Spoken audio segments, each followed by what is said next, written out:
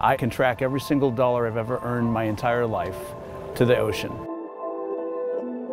The fact that this ocean provides so much is a great motivator for wanting to find ways to contribute in some way, and SeaKeepers gives us that opportunity. We can't work to save something we don't understand and that we don't know, and it's really interesting that we know so little about our oceans. We know more about the surface of the moon than we do about the surface of our own planet.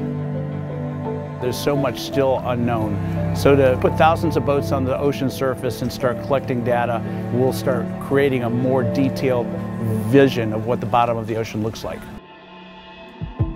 The Seabed 2030 program is all about mapping the bottom of the ocean globally. So you take these data loggers, put it on your boat, his boat, their boat, and it's constantly acquiring data from the bottom of the ocean, uploading it, and it's being applied to literally mapping the ocean floor. That is the perfect essence of SeaKeepers. Take the scientists, get the pleasure boaters, put them together, and get the science done. When we met the Seabed 2030 people at the COP26 conference, they immediately saw the value in partnering up with us because we have yachts and boats that travel all over the world. So now we're filling those data gaps that otherwise they wouldn't be able to fill themselves. The thing about a crowdsourced application like that is that you got to get the crowd involved. We were introduced by mutual friends who thought, man, y'all ought to get to know what Piper's Angels, the crossing is all about. The Crossing for Cystic Fibrosis came about after my daughter's diagnosis with CF at 4 years old. We learned about this amazing connection and the healing benefits of the ocean and salt water for people with cystic fibrosis. I wasn't a paddleboarder at the time, but that inspired me to get out on the water more. I just fell in love with paddling.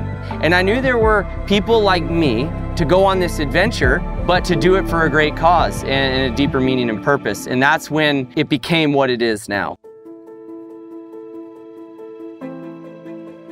The crossing is 80 miles from Bimini to Lake Worth Pier, which is Palm Beach, Florida.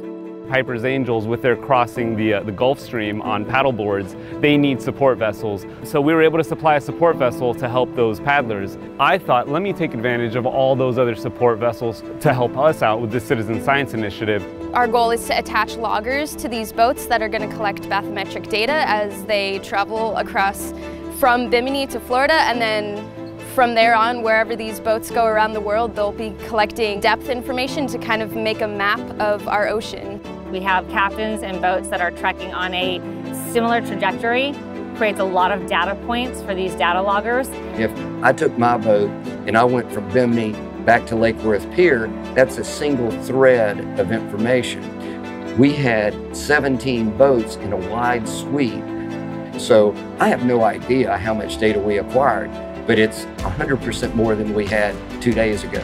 It's such a no-brainer. It requires no real effort on your part. There's no good reason not to do it.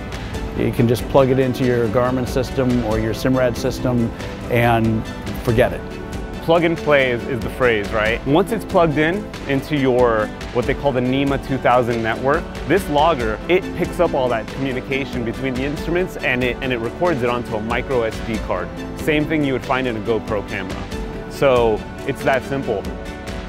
To understand what's below the ocean surface, I think, is meaningful for all sorts of sciences. Being a discovery vessel and associated with SeaKeepers Society is an opportunity to finally be able to give back to a marine community in a meaningful way.